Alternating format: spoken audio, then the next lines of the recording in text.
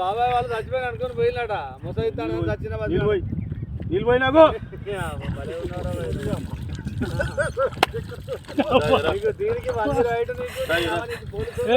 ఎందుకు పన్న వాళ్ళ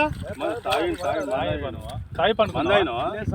ఎందుకు పండుకున్న వాళ్ళ ఈ చల్లదనానికి ఎండకు చేయలేక కన్నీకి ఓడిపోయి వచ్చిన గెవలేక ఏం చేసావు 10 రోజుల నుంచి గణేట్ చేత నాతో గట్టించి నా కష్టం దోచుకొని